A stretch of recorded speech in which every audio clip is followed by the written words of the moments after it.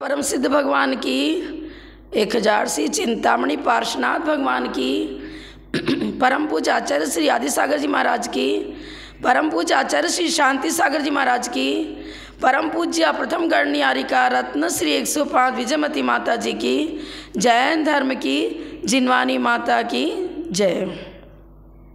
ये न स्वयं बोधमयेन लोका आश्वासिता केचन चित्तकार्ये प्रबोधिता केचन मोक्ष मार्गे तमादिनाथं प्रणमामि नित्यं तमादिनाथं प्रणमामि नित्यं। बंधुओं, यह मनुष्य भाव अनेक विषमताओं से घिरा पड़ा है।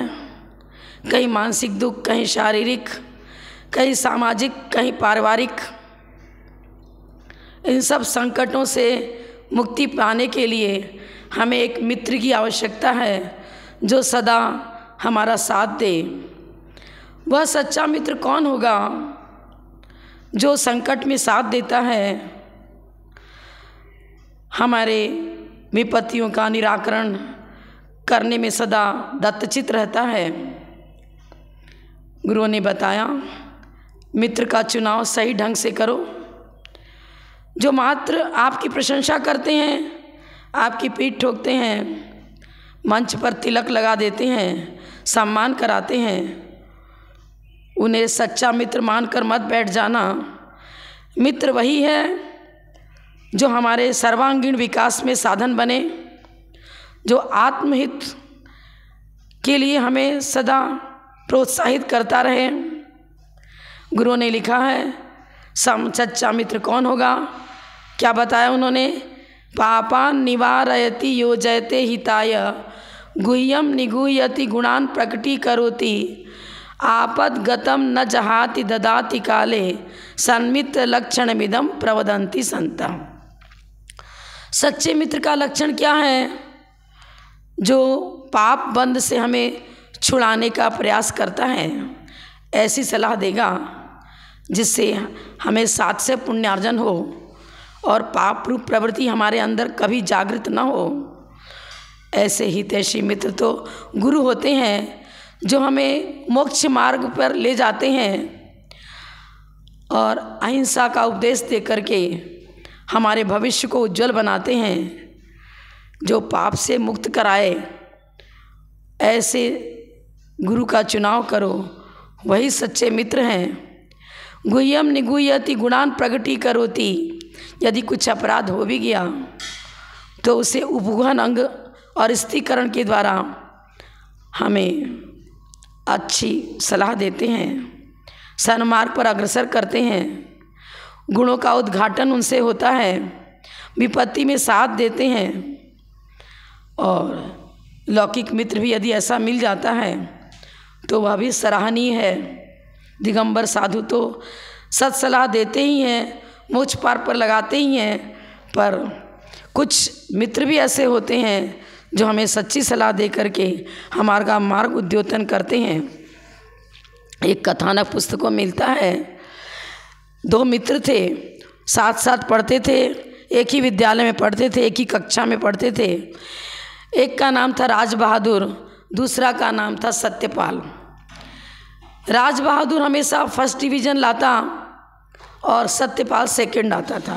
कई वर्षों से ये विधि चल रही थी। एक बार क्या हुआ, राज बहादुर की माँ सख्त बीमार हो गई, उठना बैठना भी नहीं होता था और घर में कोई सेवा करने वाला था नहीं। राज बहादुर 2 महीने तक विद्यालय नहीं गया और नहीं जा माता की सेवा में लगा रहता। उन्हें उठाना बिठाना, भोजन कराना, नहलाना धुलाना, सारा कार्य करता था। अनन्य सेवा करी उसने माँ की। और लेकिन हुआ क्या, आयु पूर्ण होनी थी, परीक्षा के ठीक 15 दिन पहले उनका स्वर्गवास हो गया। राज बहादुर ने अपने कर्तव्य का पालन किया माँ के प्रति। अब क्या हुआ, जिस दिन परीक्षा होनी थी उसी दिन विद्यालय जा सका। कुछ अध्ययन रात में करता रहा, घर में ही परीक्षा दी सत्यपाल ने सोचा मेरा गहरा मित्र है, इसके गौरव को बनाए रखना है, इसका मन दुखी नहीं होना चाहिए, मैं इसी को फर्स्ट आने का अवसर दूंगा। सत्यपाल बहुत इंटेलिजेंट था, सारे क्वेश्चन परीक्षा में उसको आते थे और जो बिल्कुल सरल क्वेश्चन था ऐसे 2 क्वेश्चन जानबूझ करके उसने आंसर नहीं दिया, नहीं करके आया। अब सब तो यही सोचते थे कि राज बहादुर तो इस बार फर्स्ट आएगा ही नहीं, सत्यपाल ही फर्स्ट आएगा। सबकी सोच यही थी, शिक्षकों की सोच भी यही थी। लेकिन जब परीक्षा का रिजल्ट आया तो क्या घोषित हो रहा है, राज बहादुर ही फर्स्ट डिवीज़न से परीक्षा में उत्तीर्ण हुआ है। सब लोग चकित हो गए, अरे ऐसा कैसे? सत्यपाल की कॉपी देखी गई, क्या ये तो बिल्कुल सरल क्वेश्चन था, आंसर देखिए क्यों नहीं आया? ऐसा था। मित्र सच्चा मित्र है मेरा, मैं इसको कभी इसके गौरव को धूमिल नहीं होने दूंगा। यह सोच करके मैंने 2 क्वेश्चंस जानबूझ करके उसका आंसर नहीं दिया और मेरी इच्छा यही थी कि प्रतिवर्ष की तरह हमारा मित्र राज बहादुर फर्स्ट डिवीज़न ही लाए। उसके प्रति उसके गौरव को बढ़ाने के लिए, उसके प्रति सच्ची मित्रता का निर्वाह करने के लिए मैंने ऐसा किया है। अब गुरुदेव क्या कहते हैं, भैया तू भले ही परीक्षा में पास सेकंड आया, लेकिन तूने उस गौरव को बढ़ाया है, तू देश के लिए गौरवपूर्ण शास्त्र है, शिष्य है, हमारे देश का गौरवभूत है तू। ऐसा छात्र हमें कभी नहीं मिला। मेरा सौभाग्य है जो हमारे विद्यालय में ऐसे शिष्य भी पढ़ रहे हैं जो गहरी मित्रता निभाते हैं, सच्ची मित्रता अपने मित्र के प्रति निभाते हैं। परोपकार की ऐसी उत्कृष्ट भावना मैंने किसी शिष्य के अंदर नहीं देखी। धन्य है तू, हमारे देश का गौरवभूत है, हमारे विद्यालय का एक आदर्शमय छात्र है। तेरी कीर्ति इस पृथ्वी पर सदा फैलती रहेगी, मात्र विद्यालय में ही नहीं, तू देश का एक आदर्श नागरिक है, इत्यादि शब्दों से उसकी भूरी भूरी प्रशंसा करी। देखिए यही तो भावना जीवन को समुन्नत बनाती है। स्वयं का ध्यान नहीं रखा, मित्र के गौरव का ध्यान रखा। क्या परीक्षा में पास होने मात्र से हमारा जीवन अच्छा बनता है? ज्ञानार्जन करना विद्यार्थी का लक्ष्य है। ज्ञानार्जन तो उत्कृष्ट कोटि का था ही सत्यपाल का भी, लेकिन मित्र के प्रति एक कर्तव्य निभाना था, सच्ची मित्रता निभानी थी, इसलिए उसने ऐसा किया। तो क्या आज हम ऐसा करते हैं क्या? एक भाई के प्रति भी अनुराग नहीं रखता, सोचता है ये तो गरीब है, गिर जाने दो इसे, मकान का बंटवारा होगा तो इसका मकान भी मेरा ही मकान रहेगा, इसे कुछ भी नहीं दिया जाएगा। क्या ये भातृत्व स्नेह सही है क्या?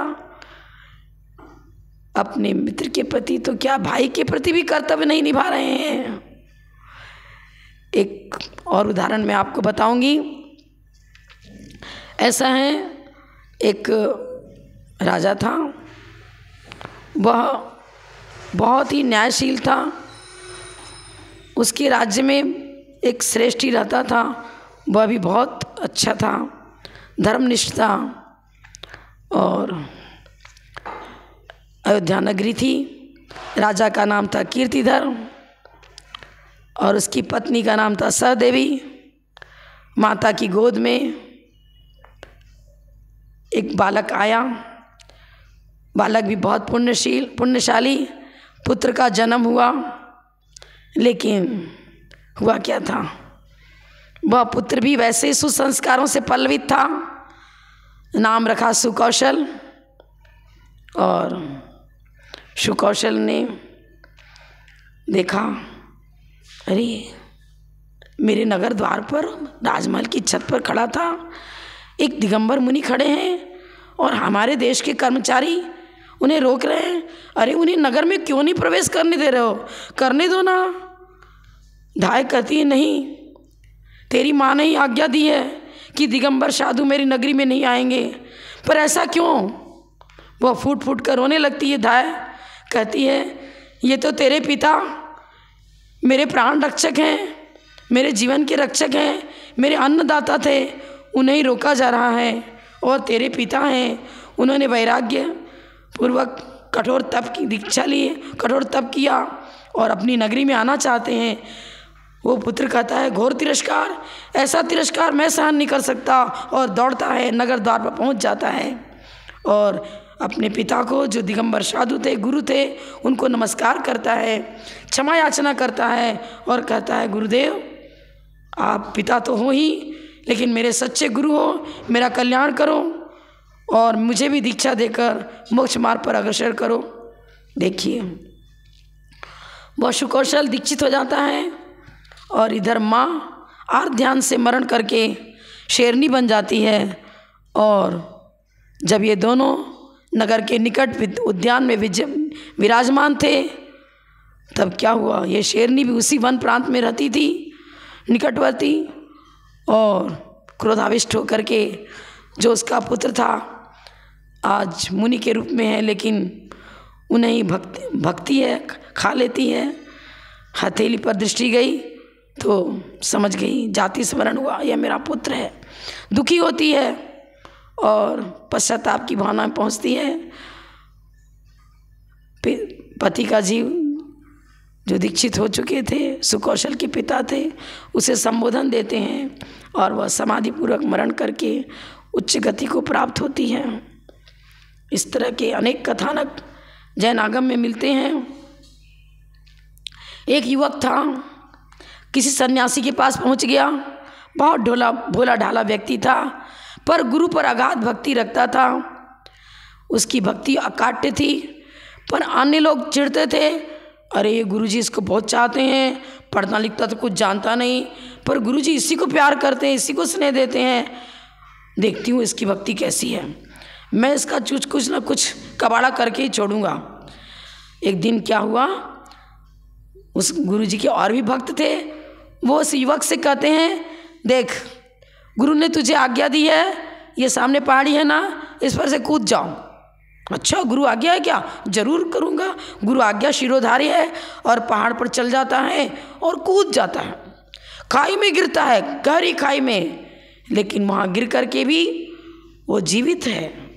वो तो ध्यानस्थ, चोट कहीं नहीं लगी उसे, गुरु आज्ञा का पालन करते हुए वो पहाड़ से कूदा था। वो गुरु भक्ति उसकी रक्षा करती है और क्या होता है, बिल्कुल स्वस्थ बैठा है, गुरु का ध्यान कर रहा है। गुरुदेव आपकी आज्ञा का पालन हुआ, आप मेरा रक्षण करो। अरे लोग पहुँचते वहाँ, देखा कि ये तो बिल्कुल स्वस्थ है, कहीं चोट नहीं लगी, धन्य है यह व्यक्ति, धन्य है इसकी गुरु भक्ति, लेकिन परीक्षा करना छोड़ूंगा नहीं, और भी परीक्षा लूँगा। एक दिन ऐसा ही किया, फिर कहा देख गुरु ने आज्ञा दी है, ये सामने आग लगी है किसी के मकान में, जा उनकी रक्षा कर, अग्नि में प्रवेश करके भी उस मकान के में रहने वाले व्यक्तियों को सुरक्षित मकान से निकाल कर लाना है, चला जाओ। ठीक है, वो मकान में अग्नि की ज्वाला में घुस जाता है और उसकी भक्ति का ऐसा प्रभाव रहा जो अग्नि शांत हो जाती है, सबकी रक्षा होती है। अरे अभी भी ये तो अग्नि में नहीं जला, धन्य यह व्यक्ति, कैसा है, अग्नि में जलता नहीं, पहाड़ से कूदा तो मरा नहीं, सब जगह इसकी रक्षा होती है।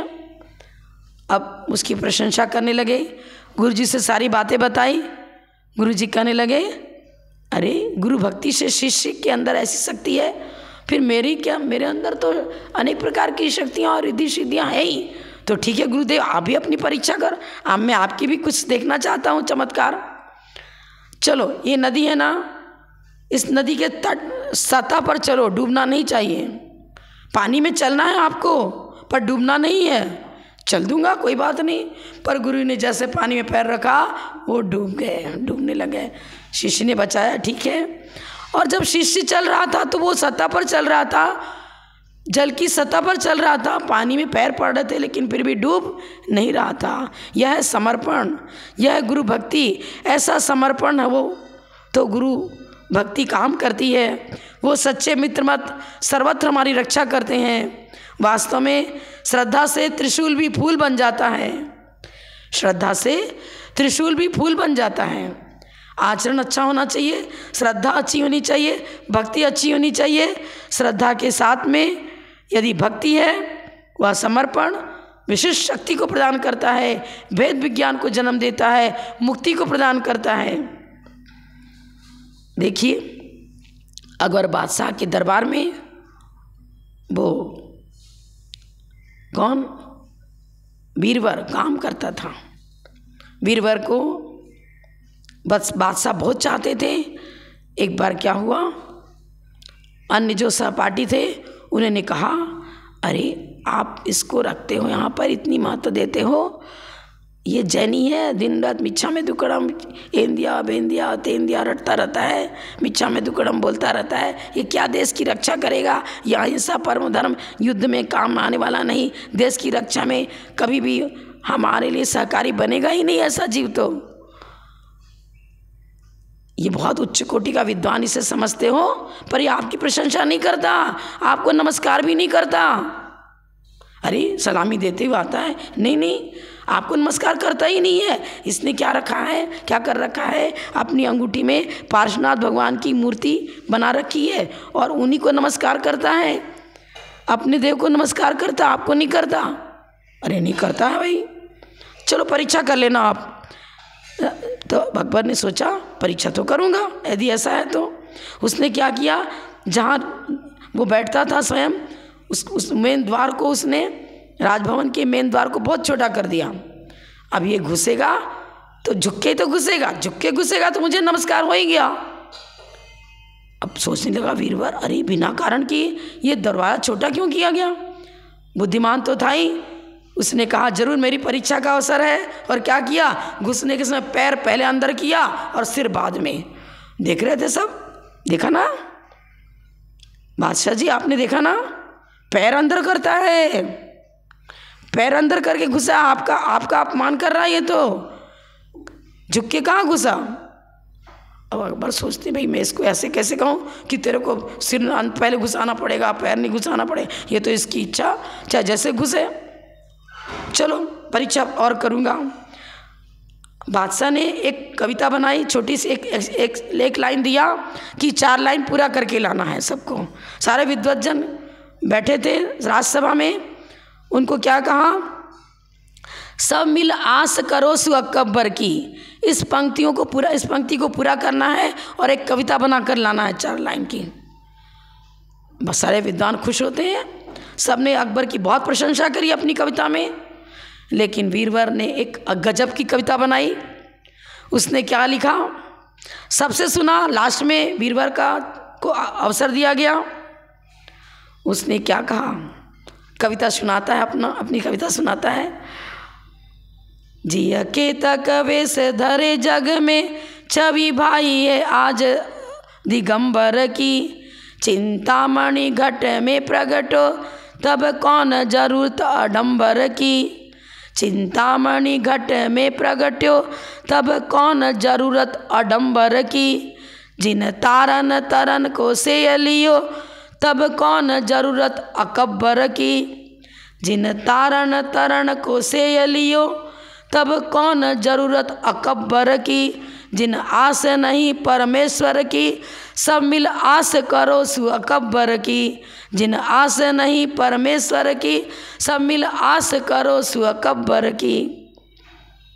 तालियां बजने लगी, विद्वज्जन सोचने लगे, धन्य यह व्यक्ति, कितनी दृढ़ता अपने धर्म के प्रति।